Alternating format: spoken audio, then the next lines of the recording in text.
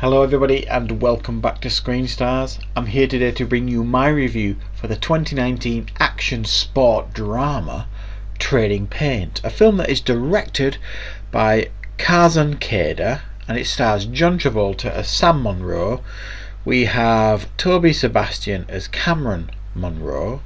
We have Michael Madsen, who makes an appearance. We have Buck Taylor, Barry Corbin, Kevin Dunn and Shania Twain. Yes, that Shania Twain.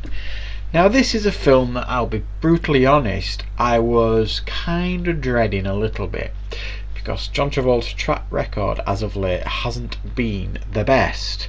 And the film that I reviewed last year, and I can't remember the name of it now because I've pushed it to the back of my mind, the one with that motor racing, powerboat racing mafia stroke film, it was terrible.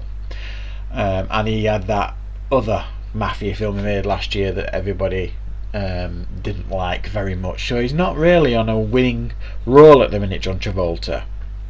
And on the surface this film doesn't sound particularly inspiring. It's a film that focuses on the Munroe family, and John Travolta is a former champion who is now he runs his own team.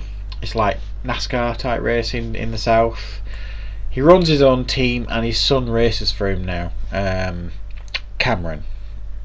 Cam. Things aren't going well for them. The car doesn't run very well, it keeps breaking down, and his son, no matter what potential he has, is never going to reach his potential because the car just isn't cutting it. He can't seem to win races, it can't make it through the whole race.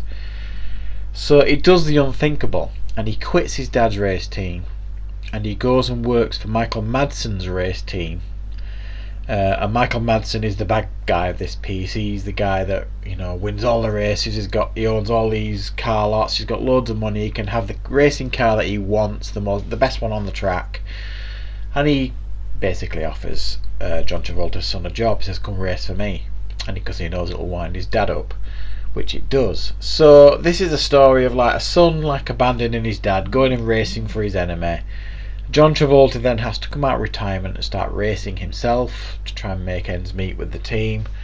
So it's like him against his son and Michael Madsen on the track. So they're going through this race season of races, all battling each other. And all in the while there's a romance blossoming between John Travolta and Shania Twain.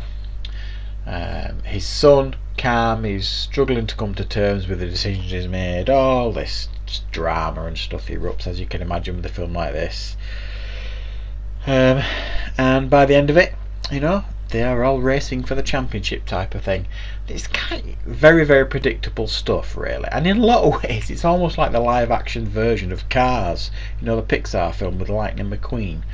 That's all I kept thinking about with some of the races. It felt like that.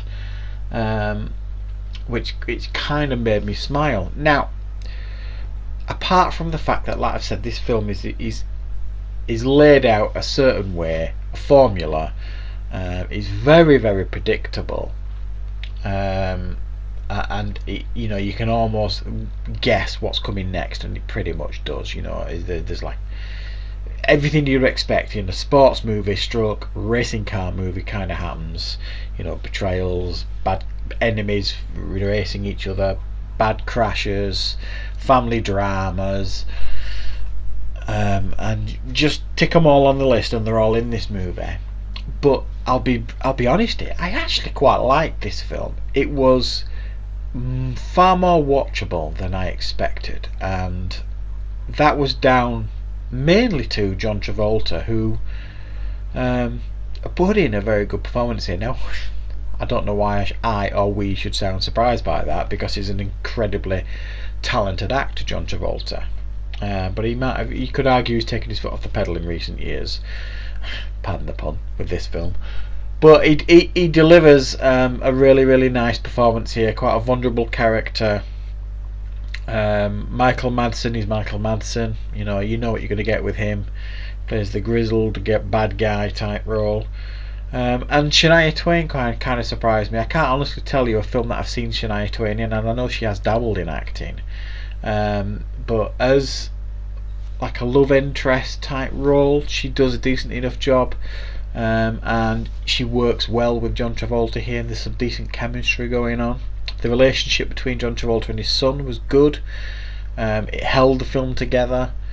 The drama of that, all the family dynamics and stuff going off. So, and crucially, for a film like this, the action on the track has to work, and for the most part it does, apart from some little inconsistencies. I won't go into, but a